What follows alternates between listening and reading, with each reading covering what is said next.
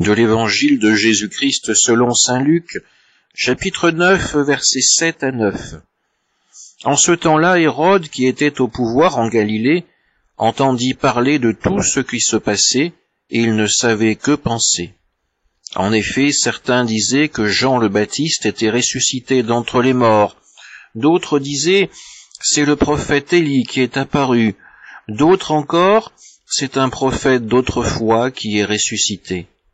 Quant à Hérode, il disait, Jean, je l'ai fait décapiter. Mais qui est cet homme dont j'entends dire de telles choses?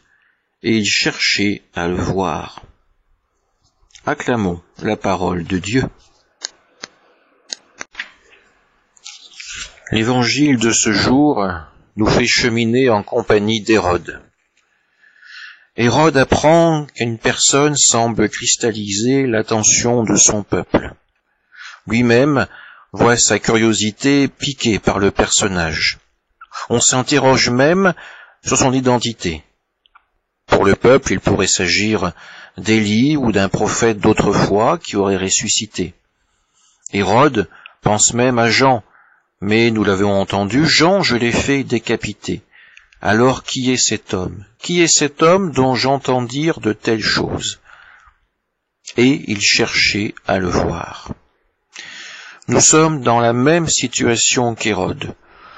Nous entendons des témoignages sur l'amour et la présence du Christ auprès de personnes que nous connaissons.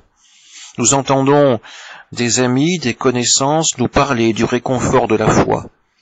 Et peut-être que pour nous, tout cela nous paraît étranger, inaccessible.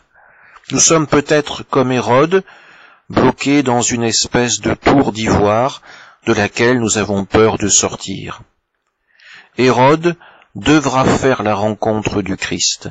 Il devra regarder celui qui va être condamné pour le salut de son peuple. Lui, le roi fantoche, contemplera le roi véritable, le Fils de Dieu. À notre tour, d'oser faire cette rencontre, non pas pour amuser la galerie, par pure curiosité, mais parce que nous le savons, rencontrer le Christ signifie bien souvent pouvoir vivre une réelle conversion, devenir plus proche du Seigneur, pouvoir accueillir véritablement sa parole. N'ayons pas peur de cette rencontre, c'est elle qui nous ouvrira les portes du salut. Amen.